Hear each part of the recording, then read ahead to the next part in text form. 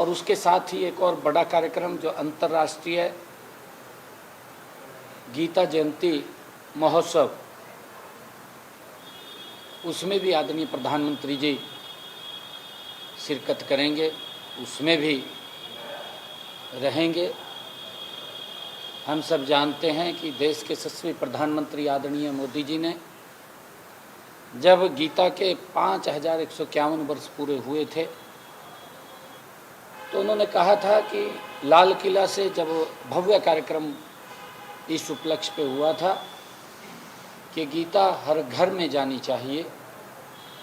आज हमें खुशी है कि अंतर्राष्ट्रीय गीता जयंती महोत्सव विदेशों में भी बड़े स्तर पर हो रहे हैं। भारत के अंतर्राष्ट्रीय गीता जयंती महोत्सव के अवसर पर हमारा कोई न कोई राज्य पार्टनर के रूप में होता है और एक देश पार्टनर के रूप में होता है। कोई न कोई देश हर वर्ष पार्टनर के रूप में होता है और उसमें कई प्रकार के लगातार कार्यक्रम चलते हैं। इस कार्यक्रम में आदरणीय प्रधानमंत्री जी 2 कार्यक्रमों में रहेंगे और हरियाणा प्रदेश के अंदर करोड़ों रुपए के विकास कार्यों के भी उद्घाटन करेंगे। प्रधानमंत्री जी 25 नवंबर को हरियाणा में आ रहे हैं। हम हरियाणा के लोग, क्योंकि आदरणीय प्रधानमंत्री जी हरियाणा के लोगों से बड़ा स्नेह करते हैं और हम उनका जोरदार स्वागत करेंगे। सर, जब आप लोग प्रकाश पर्व मनाने की तैयारी कर रहे हैं, प्रोग्राम चल रहे हैं या फिर शहीदी दिवस है प्रकाश दिवस, लेकिन इस दौरान कांग्रेस बड़े प्रोटेस्ट की तैयारी भी कर रही है। शुरुआत तो 12 तारीख से करेगी, लेकिन 25 तारीख के आसपास बड़े प्रोटेस्ट की तैयारी कर रही है कांग्रेस पार्टी। किस बात के? वोट चोरी को लेकर राहुल गांधी के द्वारा प्रेस कॉन्फ्रेंस किया गया। एच फाइल्स को लेकर आपकी सरकार को लेकर सवाल किए गए हैं कि वोट चोरी हुई है, वही उसी को लेकर प्रदर्शन होने वाला है। 25 तारीख को भी करेंगे। देखिए, मैंने आज भी सुबह बोला था, अब भी मैं बोल रहा हूँ कि राहुल गांधी को समझ नहीं है वो किसके इशारे पे चल रहा है, किसके कहने से चल रहा है। कांग्रेस की मिट्टी पलीत कर दी है और कोई विजन नहीं है, कोई नीति नहीं है। इन्होंने इस प्रकार के मुद्दे की और कोई मुद्दा ही नहीं रहा। मोदी को गाली देना सारा दिन, भाई तुमने क्या किया क्या नहीं किया, उस बात की चर्चा करते हुए आप इसका अंतर करिए कि मोदी ने ये किया। उसका अंतर तो है नहीं, उसके ऊपर कोई बात भी नहीं करते। या तो मोदी जी को गाली देंगे और या फिर इस प्रकार के मुद्दे लेकर के जिससे देश में अस्थिरता फैले, उन मुद्दों को लेकर के झूठ का मनगढ़ंत कौन स्क्रिप्ट लिखता है, कौन नहीं लिखता है, कौन इसको बता रहा है, कौन नहीं बता रहा। मेरे ख्याल से विदेश में चला जाता है महीने 2 महीने बाद, वहाँ पे कोई फीड करता होगा या फिर हुड्डा साहब न करते हो फीड, मैंने तो पता नहीं है इसके बारे में। हुड्डा साहब शायद फीड करते हो इसको। पर ऐसे मुद्दे इसके बेचारे के हाथ में पकड़े दें जिससे कांग्रेस की मट्टी पलीत हो जा।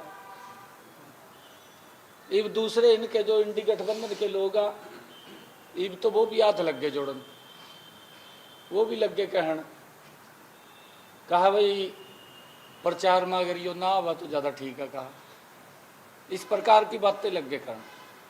परंतु दुर्भाग्यपूर्ण है, ये कोई वैसा विषय नहीं है। ये बड़ा गंभीर विषय है कि लोगों के अंदर झूठ फैला करके, लोगों के अंदर डर बैठा करके मुद्दा खड़ा करना। भाई आपके समय में क्या होता था, अपने गिरेबान में झांक करके देख ले। लोगों को कितनी सुविधाएं मिलती थी, वो भी गिरेबान में जा करके देख लें। फिर इस प्रकार के आरोप लगाने, कभी ईवीएम को गाली देनी, ये ईवीएम खराब है, कभी चुनाव आयोग के ऊपर चढ़ जाना, उसको गाली देनी। चुनाव आयोग एक संवैधानिक संस्था है भाई, अगर कहीं आपको लग रहा है आप चुनाव आयोग को कह सकते हैं, आप कोर्ट में जा सकते हैं, आपके पास तथ्य होने चाहिए। तथ्य तो है नहीं, खाली झूठ बोल करके मुद्दे को खड़ा कर देना। अब इसके ऊपर क्या कहेंगे क्या नहीं कहेंगे देश के बुद्धिजीवी लोग, क्योंकि ये चर्चा के विषय हैं। ईवीएम को गाली देना, पवित्र संविधान की बुक को उठा करके मंचों के ऊपर घूमना। अरे उस पवित्र संविधान का लोग सम्मान करते हैं। देश के 140 करोड़ लोग उस पवित्र संविधान को भगवान के रूप में मानते हैं। क्या इसने अपमान किया उसका? जगह जगह बुक उठा के घूम रहा, उसको भी सम्मान नहीं दे रहा। कांग्रेस पार्टी, कांग्रेस के नेता फ्रस्ट्रेशन में है। फ्रस्ट्रेशन में इसलिए है, लगातार हार रहे हैं। आगे भी कुछ दिखाई नहीं दे रहा चांदना, आगे भी अंधेरा ही अंधेरा है। और जब आगे अंधेरा दिख रहा है, फिर अपने बचाव में तो कुछ ना कुछ तो बोलना ही है भी, शायद इससे कुछ थोड़ा बहुत हाथ लग जा। इस प्रकार का झूठ बोल करके, लोगों के अंदर भय पैदा करके, मोदी जी को गाली दे करके। अरे एक गरीब परिवार का बेटा जिसने पूरे भारत की ही तस्वीर बदल दी, बदल दी या नहीं बदल दी? इस बात को तो कांग्रेसी भी कहा अंदर बैठ का, बाहर तो कुछ भी कह रहे हैं, अंदर वो भी बोलते हैं। ये तो झूठ बोल करके अपने आप को जहां सत्ता में आ जाए मजबूत करते हैं। मोदी जी देश को मजबूत कर रहे हैं और देश के लोग 140 करोड़ लोग आदरणीय मोदी जी के साथ हैं। कांग्रेस का तो ये फ्रस्ट्रेशन में है, लोग जितने के भी हैं।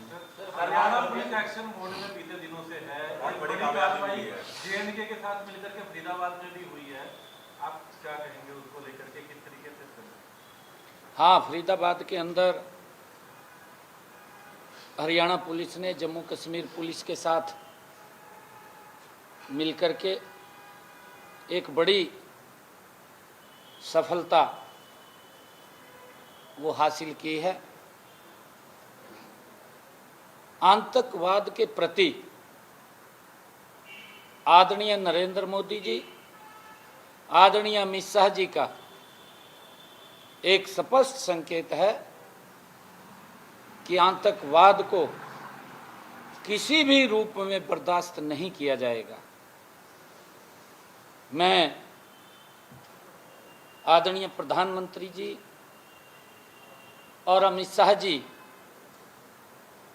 उनके नेतृत्व में जिस प्रकार से हरियाणा पुलिस और जम्मू कश्मीर पुलिस और हमारी केंद्र की टीमों की सतर्कता से जिस प्रकार से इस जो भारी मात्रा में संदिग्ध विस्फोटक मिला है, हथियार बरामद हुए हैं, जिससे वो लोग किसी बड़ी घटना को अंजाम देने की फिराक में थे। वो समय रहते हमारी एजेंसीज ने, हमारी पुलिस ने आदरणीय नरेंद्र मोदी जी और अमित शाह जी के नेतृत्व में उसके ऊपर काबू पाया है। जो आरोपी डॉक्टर है, जो मोहम्मद अंसार, जो मोहम्मद अंसार है, उस आरोपी डॉक्टर के तार वो उनके साथ जुड़े हुए थे और यह सफलता हमारे सुरक्षा तंत्र की मजबूती और पुलिस को, ये जो हमारा पुलिस बल है उसको समर्पित भावना का ये प्रमाण है कि कितनी तत्परता से इस आतंकवादियों की जो गतिविधियां हैं उनके ऊपर कितनी बारीकी से उनकी नज़र है। और आदरणीय प्रधानमंत्री मोदी जी और आदरणीय अमित शाह जी के मार्गदर्शन में हरियाणा सरकार आतंकवाद, अपराध और असामाजिक तत्वों के खिलाफ जीरो टॉलरेंस की नीति पर काम कर रही है, पूरी दृढ़ता से काम कर रही है। सर, बिहार होके आए हैं आप और कल वोटिंग का परिणाम है, क्या अभी तक स्थिति है? सर, इसके अलावा तरन में भी आप काफी सक्रिय रहे, आपको देखा प्रचार प्रसार करते हुए, क्या लगता है कल वोटिंग का दिन? देखिए, बिहार के अंदर कल वोटिंग है। बिहार के लोगों ने मन बना लिया है, एनडीए को मजबूत करने का। आदरणीय मोदी जी की जो नीतियां हैं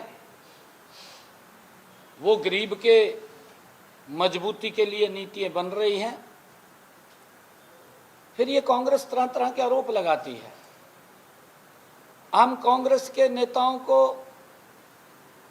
राहुल गांधी को भी ये बात बोलते हैं, अभी थोड़ी सी समझ रख भाई, जमी इतना ना नीचा गिरा, कौन गिर रहा कौन नहीं गिर रहा, कौन लिख कर दे रहा, उसका कहना मत मान। तय कम से कम 3 पीढ़ियां ने शासन किया, राहुल गांधी भी एक शासन के अंदर मौजूद था। अरे कुछ तो करा होगा, उसके बारे में बताओ, बताना चाहिए। और नहीं, राहुल गांधी के पास राजनीति है रही तो कहीं से प्रशिक्षण ले ले, बहुत सारे लोग हैं प्रशिक्षण देने वाले। भाई क्या बात करनी, क्या नहीं करनी, कौन सा मुद्दा लेना, कौन सा नहीं लेना, ऐसे ऐसे मुद्दे जिससे देश का आम व्यक्ति भी आश्चर्यचकित हो जाता है, ये क्या बात कर रहा है, बचपने जैसी बातें कर रहा है। इन मुद्दों से, क्योंकि मोदी जी ने काम किए हैं, मोदी जी ने गरीब को सशक्त किया है। अगर मैं बात करूं, क्योंकि मैं बिहार के अंदर रहा हूं, पिछले 10 वर्षों में मोदी जी ने 70 लाख किसान, 90 लाख किसानों के खाते में 6,000 रुपया 4 महीने के बाद पहुंचा रहे हैं। 28,023 करोड़ रुपया पिछले 10 वर्षों में, 28,023 करोड़ रुपया मोदी जी ने बिहार के किसानों के खाते में पहुंचा दिया। प्रधानमंत्री किसान सम्मान निधि पिछले 11 वर्षों में मोदी जी ने बिहार के गरीब व्यक्ति को, 1 करोड़ गरीब लोगों को प्रधानमंत्री आवास योजना के तहत मकान बना करके दे दिए। 1 करोड़ बिहार के। प्रधानमंत्री जी ने बिहार के 4 करोड़ से ज्यादा घरों में नल से स्वच्छ जल पहुंचा दिया, 4 करोड़ से ज्यादा।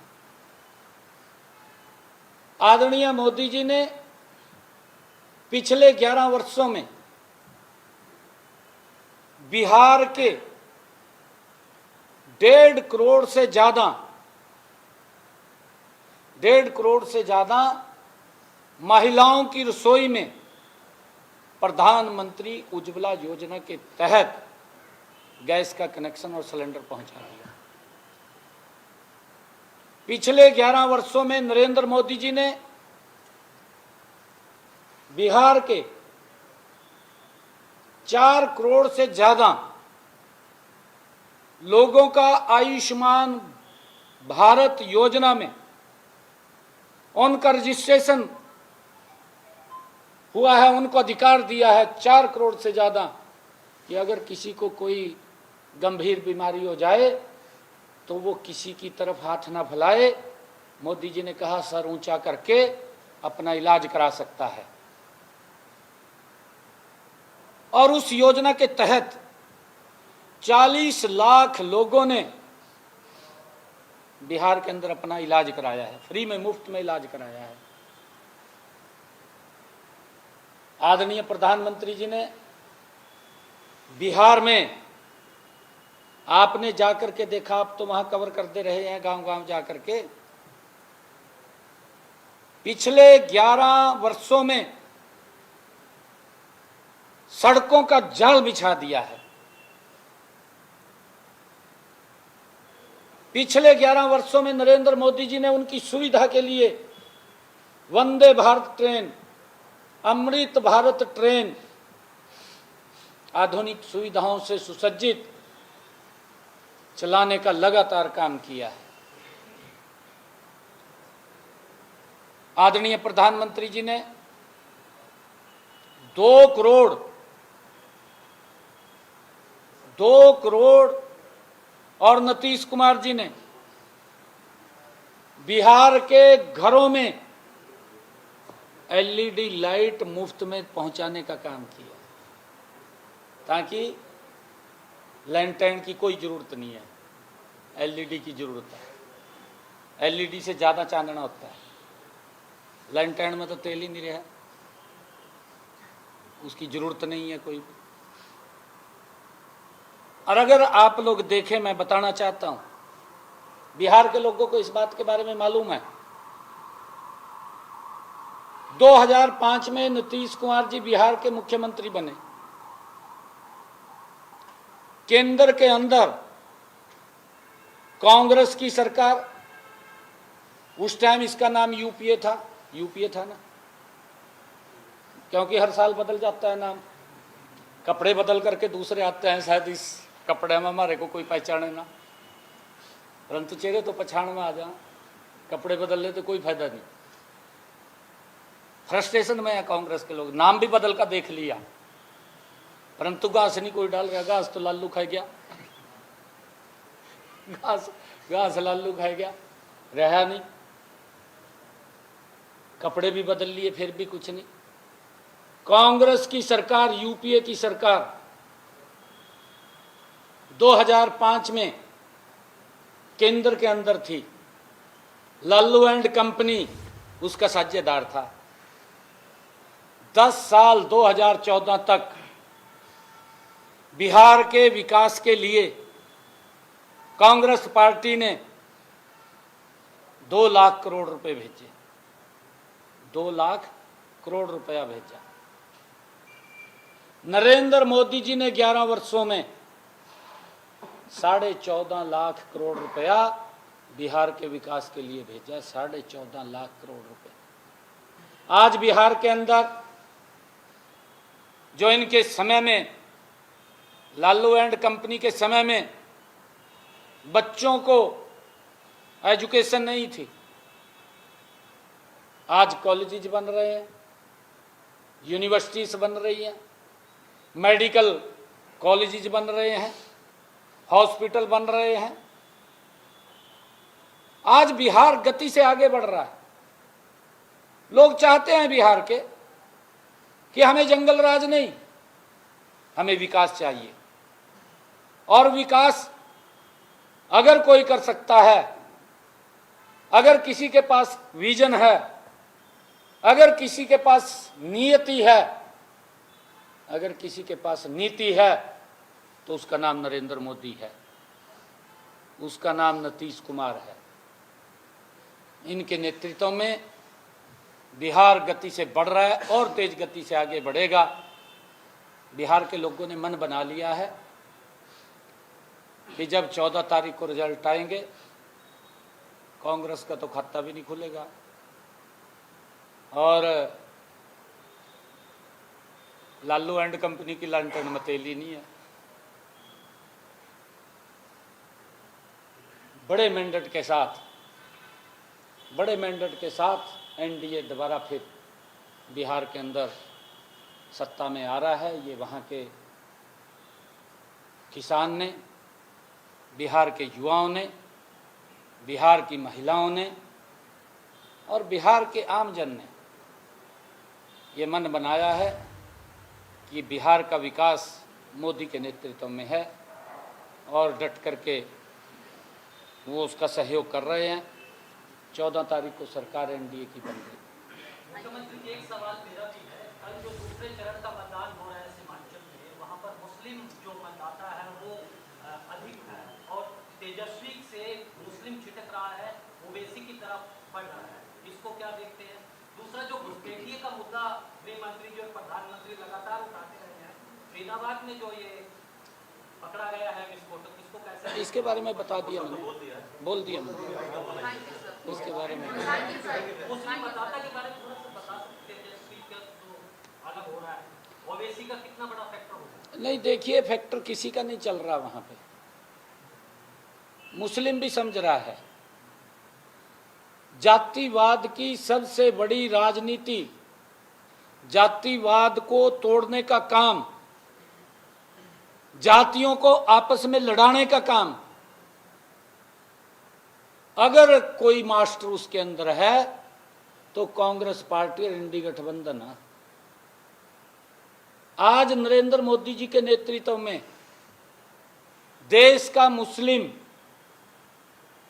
अगर बिहार की बहनों के खाते में आजीविका दीदी के माध्यम से कि महिलाओं को सशक्त और मजबूत किया जाए, उसमें यह नहीं देखा गया कि भाई यहां पर मुस्लिम है, जैसे कांग्रेस के लोग बोलते थे। कांग्रेस के लोग तो मंच पर बोलते थे, प्रधानमंत्री बोलता था उनका, कांग्रेस का अहंकार में थे ना कांग्रेस के लोग, करे तो कुछ नहीं, अहंकार था। अब मुस्लिम बहनें जो उनके लिए नरेंद्र मोदी जी ने काम किए हैं, बहुत बड़ी मात्रा के अंदर वो मोदी जी को सपोर्ट कर रही हैं, एनडीए को सपोर्ट कर रही हैं। 10-10 हज़ार रुपये जो भेजे हैं आजीविका दीदी के माध्यम से, सबके खाते में गए हैं, मुस्लिम के भी गए हैं और दूसरी बहनों के खाते में भी गए हैं। कोई भेदभाव नहीं है। भेदभाव अगर कहीं है तो कांग्रेस में है। कांग्रेस ने जातिवाद के नाम के ऊपर देश को तबाह करने का काम किया और फिर बोल रहे का वोट चोरी हो गया। कभी कहते ईवीएम खराब है, कभी कहते अगर मोदी जी आगे ये संविधान को खतरा हो जाएगा। भाई संविधान को खतरा नहीं है, कांग्रेस को खतरा हो गया। आपकी नीतियाँ ठीक नहीं है, आपकी नीति ठीक नहीं है। Thank you.